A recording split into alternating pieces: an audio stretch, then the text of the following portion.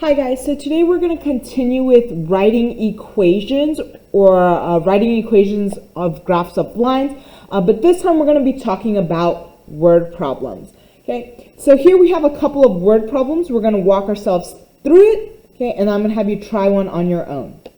Okay, so let's get started with our first one. Okay, so here, let's read the word problem. So in order to rent a bike, there is a $7 flat fee, okay, and a $12 hourly fee. We are going to create a linear function in slope-intercept form, okay, so we need a slope and a y-intercept to represent the situation, okay. And to help us to understand our equation more and our word problem more and what everything represents, we're going to define our variable, and we're going to identify or describe what the slope represents, what the y-intercept is, and what the x-intercept is in terms of the situation. Okay, and then we're also going to end up graphing and labeling our axes. Okay, so let's start and we figure out what we have. Okay, so first thing I know is to rent a bike, I'm charged two things. I'm charged a flat fee, okay, and an hourly fee. Okay, so I'm going to highlight the stuff I have. Okay. So here I know I have a $7 flat fee, and I have a $12 hourly fee. Okay. So to write my equation, okay, in slope-intercept form, I have y equals mx. Okay, m is your slope. It's a thing that is your rate of change. Okay, so the thing that changes is that every hour you have to pay $12 more. Okay, so here my slope is going to be 12, right? Because if you think about it, if I rent it for 1 hour, that's 12 times 1. It's $12. Okay, if I rent it for 2 hours, that's 12 times 2, $24, and so on and so forth, 36, yada yada. Okay, and I have, okay, no matter what, no matter how many hours I rent my bike, I have to pay that $7. Okay.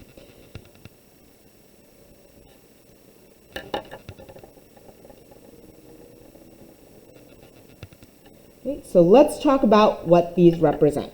Okay, so x here, okay, the variable x, what it represents is the number of hours that you rent the bike. Okay. Talked about that earlier, right? If I rented 1 hour, I'm plugging 1 in, right? Things like that. Okay, the y value, okay, represents the total cost to rent the bike.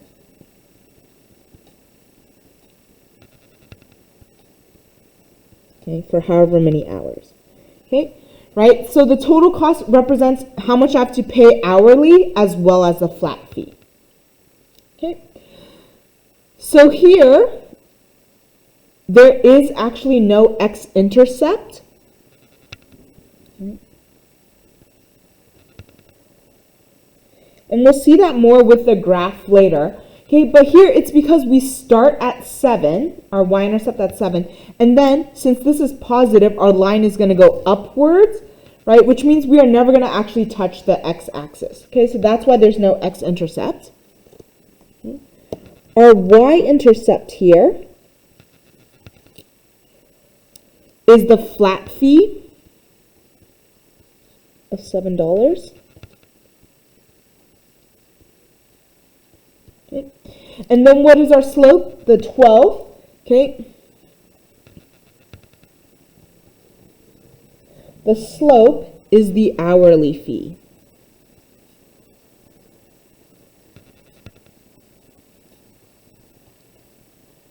Of $12.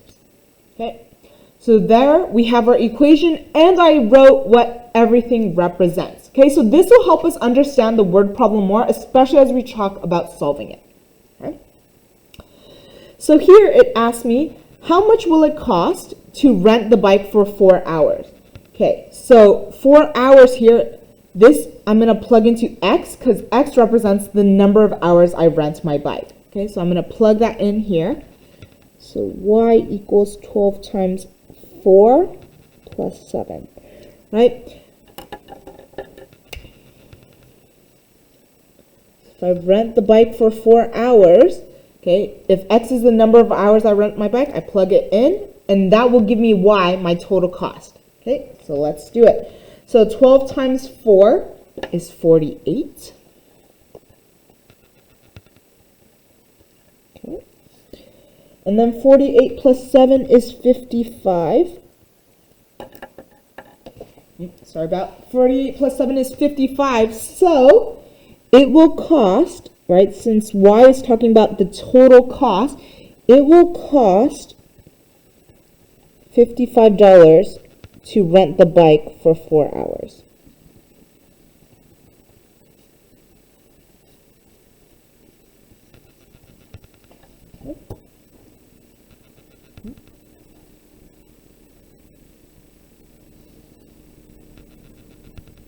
Okay, and then here it asks how many hours was the bike rented if the total cost was 55. Probably should have changed that number. Okay, so here if we're talking about total cost being 55, this here, what represents total cost? Y here is total cost. Okay, so I'm going to plug that in for my Y value into my equation, right? And then all I have to do is solve. Okay, so I'm going to solve for X, which represents hours. So subtract 7 here. I get 48 equals 12X. Divide by 12. Okay, 48 divided by 12 is 4 equals X. Okay, so what does this mean when X equals 4? X is the number of hours you rent your bike. Okay, so the bike was rented for 4 hours if the total cost was $55. Okay. I know, a little silly considering we just solved for that. Okay. Okay, now we are going to graph it. Okay, so since X is the number of hours I rent my bike, I'm going to label the X-axis here. This is going to be hours. Okay. And since Y is the total cost to rent the bike, I'm going to label my Y-axis cost. Terms of money. Okay. So we know, right, when we're graphing, we're going to start at the Y-axis. Okay, so this is 7. Okay, and then since our slope is 12, we're going to go up by 12 every single time. I'm just going to mark some off. 19. Okay, 31. Try to make it as even as possible. I know it's a little hard since there's no grid lines. Okay, 55, so on and so forth. Okay. And then just because I'm worried, right, so you could mark it off as 1, 2, 3, but it'll be pretty off, right? So what I'm going to do is I'm going to start my y-intercept. I'm actually going to graph it this way, okay? Then it's going to go up, okay? The reason why I'm not going here is because I can't have negative hours, right? And this x is negative, so that's why it's starting here, okay? So here I'm just going to go across, okay? So this will be 1 point here. Okay. It's not perfect because there's no grid lines, okay? All right, so this would be the cost of 1 hour. This here would be the cost of 2 hours. It's 3 hours, and then here's 4 hours. Okay, that's the best that I could do. That way it's a little bit more accurate. Cool, and there's my graph. Okay, so let's try the next one. Okay. So here, the initial distance of a plane from its destination is 3,300 miles. Right? Every hour, the plane gets 550 miles closer to its destination. Okay? We're going to create a linear function in slope-intercept form to represent it, and we are going to explain what our variables are, what our slope is, our intercepts in terms of the situation, and then eventually we'll graph it. Okay? So what do I know?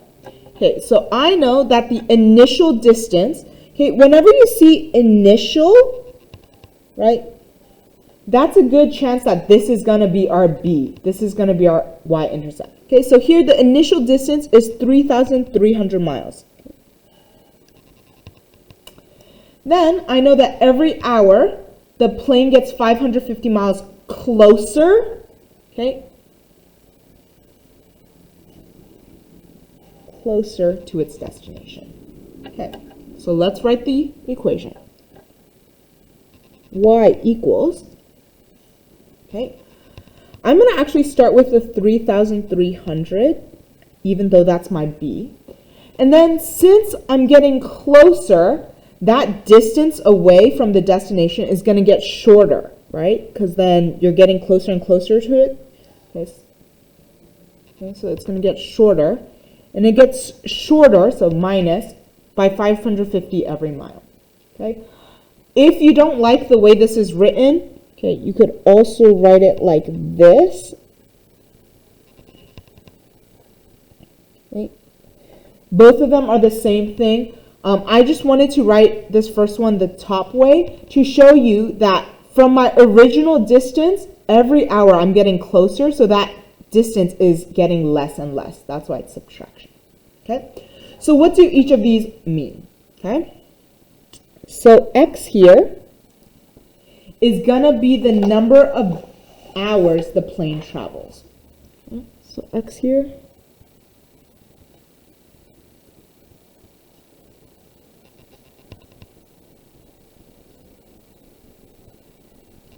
Okay. So x is the number of hours the plane travels. My y is the number of miles from the destination. Right? So originally it was at 3,300, but as we keep going, that distance is shortening. Okay? So the distance from my destination is going to be less and less. Okay? My x-intercept, we actually will have one, okay, in this case, because we're going to start at 3,300 and we're going to get less and less and less, so we're going to eventually hit our x-axis. Okay, so x-intercept here is going to be the number, okay, the hashtag sign stands for number, is the number of hours for the plane to reach the destination.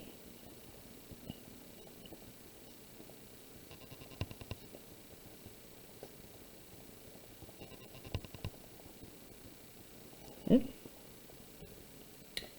The y-intercept here, okay, we see that here and here.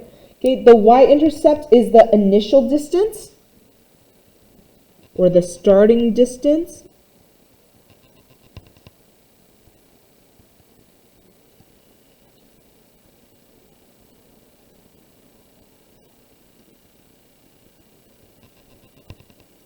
Is the initial distance from the destination. Okay, so I talked to my variables, talked about the y-intercept, x-intercept. Now I have to talk about the slope. Okay, the slope here, this negative 550, okay, is the plane getting closer.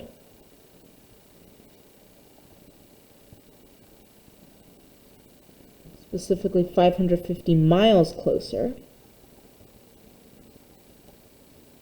to the destination every hour.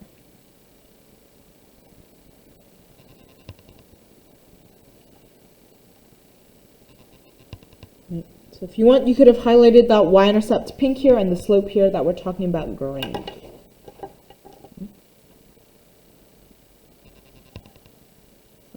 This is the slope.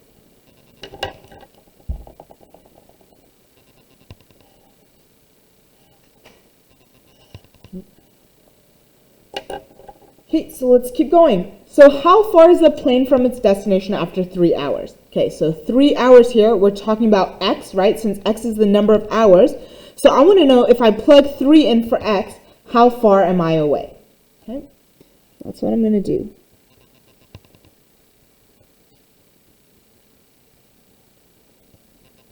Okay, didn't matter which one you plugged it into, okay, because both of these equations are the same. Okay. So in 3 hours, okay, since x is the number of hours the plane travels, so after traveling 3 hours, where is it? Okay, so first I'm going to do negative 550 times 3. That's going to be negative 1,650. Okay, 3,300 minus 1,650 is 1,650. Okay, so this tells me the plane is 1,650 miles away after 3 hours. Right, so we see that it's getting closer and closer. Okay. So here it's asking how many hours. So how many hours? It's asking what x is. Okay, so what is x for when the plane reaches its destination? Okay, if it reached its destination, that means there is 0 number of miles away, right? So I'm going to plug that in.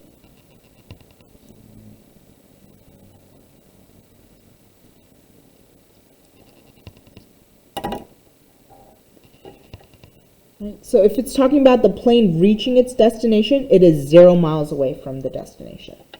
Right, so I'm going to solve. Subtract 3,300.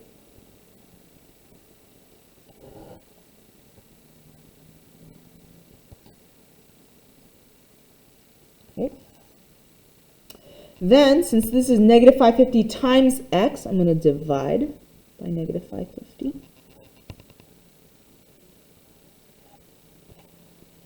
Okay, and then when I solve it, negative 3,300 divided by negative 550 is 6. So 6 equals x. What does it mean? How many hours until the plane reaches its destination? Okay.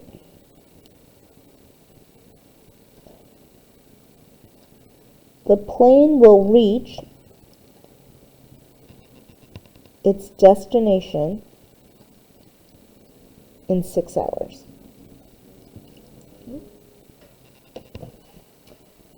Okay, and so now let's just graph. Okay. So since x is the number of hours the plane travels, I'm going to label this hours here. Okay, and since y is the number of miles from the destination, I'm going to label the y-axis miles from destination.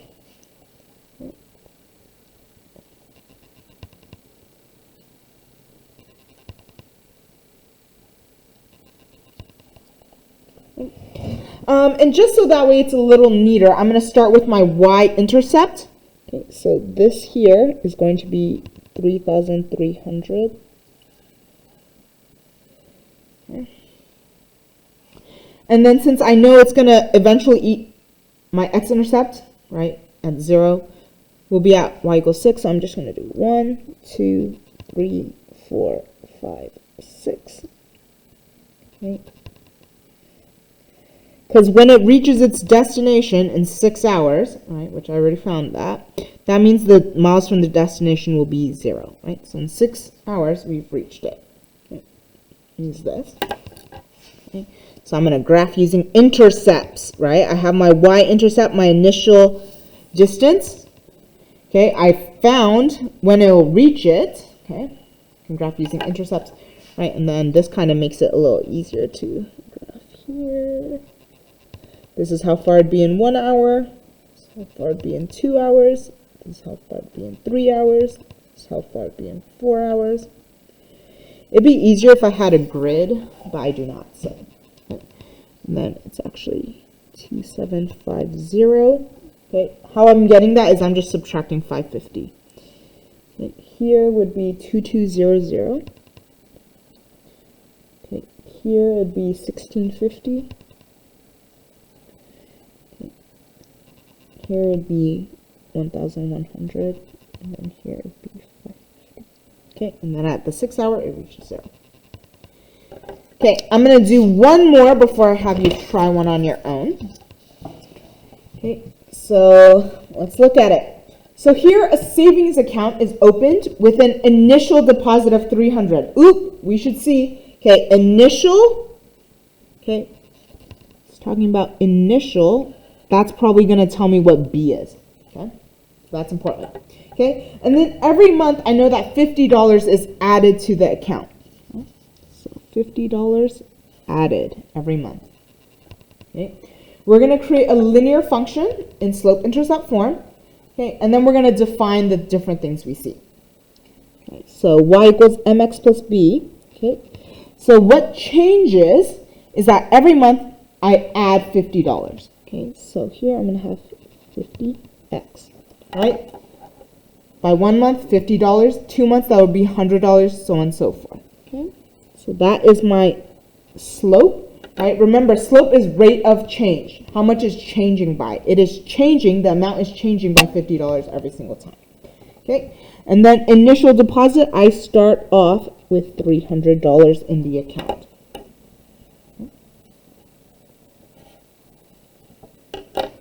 So let's talk about what things mean. Okay, so X here is the number of months. Okay, that I have this account. Y is going to be the amount of money in the account. Right.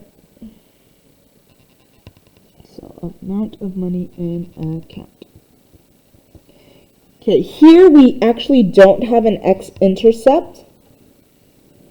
The reason why, right, is because we can't have negative months, right? And we're already starting at 0 months. We already start with $300, right? And then since the slope is positive, it's going to go upwards, right? Positive slope, it's going to go upwards. So it's never actually going to hit my x-intercept, my x-axis. Okay. The y-intercept here is the initial deposit.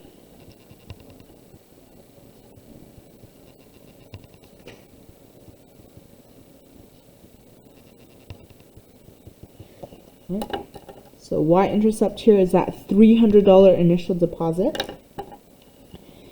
Okay. And then the slope, okay, is the $50 that's added monthly. Right? Slope is rate of change. How much does it change by every month in my account? $50.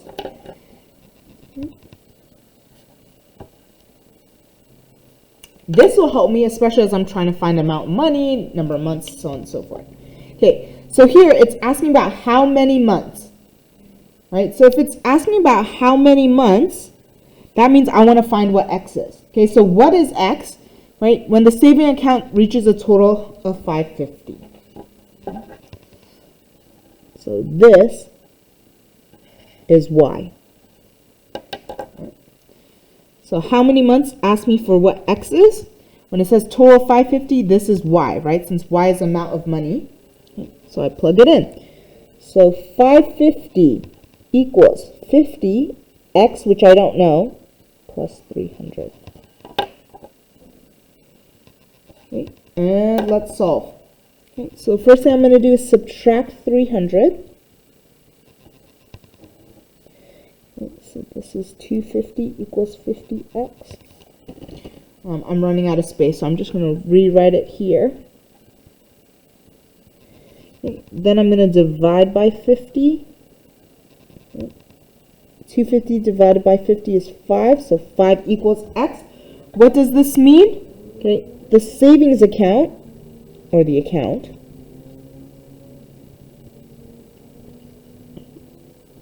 will have $550 in 5 months. Okay, all right, so since x is the number of months, right, my total amount was 550, right, since I solved x equals 5, savings account will have 550 in 5 months. Okay, then speed it up. Okay, so how much money will be in the savings account after 7 months? Okay, so since it's asking how much money here, I want to know what y equals, right? Since y is the amount of money, how much money, okay, after 7 months. This, since x is number of months, this is my x value. Okay, so I'm going to plug it in and solve. Okay, y I don't know. That's what I want to figure out. I'm going to plug in 7 here for my x. And solve. So 50 times 7 is 350. And then 350 plus 300 is 650. Okay, so what does this mean? This means that after 7 months, okay, there will be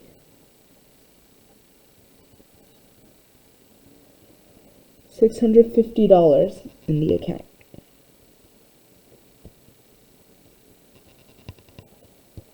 Okay. So I'm going to graph.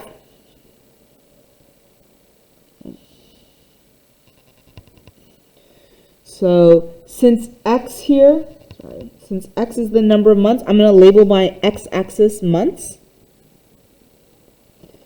Okay, since y here is the amount of money in the account, I'm going to label my y-axis dollar in account. You can write money in account, that works too. I'm going to start with my y-intercept, that was 300.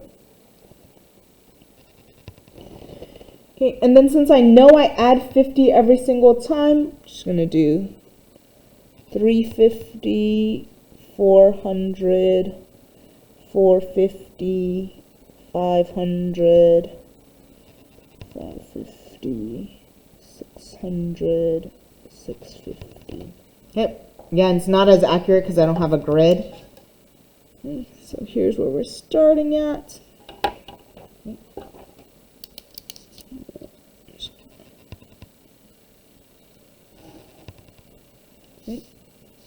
Right. Again, I'm not going to go here, right, because you can't have negative months.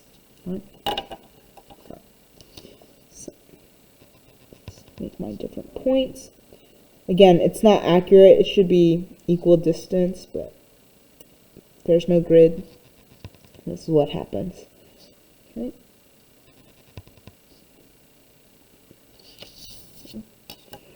All right, so in 1 month, there'll be 350, 2 months, 400, 3 months, 450, 4 months, so on and so forth, 5 months, 6 months, and 7 months. And then I could keep going forever and ever and ever. Okay. So now, I'm going to have you try this. Okay, so we're going to start here. Okay, so an account has a starting balance of $132. And a monthly fee of $11 is deducted from the account. Okay, so I just want you to do the first part. Just write the equation for me. Okay, and then try to say what the x equals, what it represents, what the y represents, what the slope represents, and then what each of the intercepts represent. Okay, so write the equation, write what all of it means, and then come back and check it before you move on. Okay, so you had 2 options. Okay, so one is either y equals 132 minus 11x or y equals negative 11x plus 132. Okay, so the reason why is here it says starting balance, right? So starting balance initial, that is usually your y-intercept. Okay, so that's why it's here. Okay, and here since it's a monthly fee of $11, okay, this is how much is changing in my account. Right, so this is going to be my slope. And because money is being deducted, that means I'm taking away money, and that's why it's negative. Okay, right? And so just so that way we know that from our starting amount, I'm taking away $11 every month. That's why I put it this way. Okay, but this one is also acceptable, and this one looks more like when we do our y equals mx plus b. Okay, both of them are correct. Okay, so what do each of our variables represent? Okay, so x here is the number of months for our account. Right? Y here is our amount of money. Right? So how much do I have? Right? So originally I have 132, and then every month I'm taking away 11. Okay. So the x-intercept, we do have one here, right? Because we're starting at 132, and then every month we're going to go down by 11, right? So it's going to have a negative slope. It is going to eventually touch my x-axis. And what the x-intercept represents is when that account is empty, when there is no more money, right? So if y is the amount of money, right, it's going to hit my x-axis when it's empty, right? When there's no more money left. Okay, the y-intercept, we talked about it, how that's starting balance. Okay, and then the slope here, that negative 11, is that monthly fee of $11.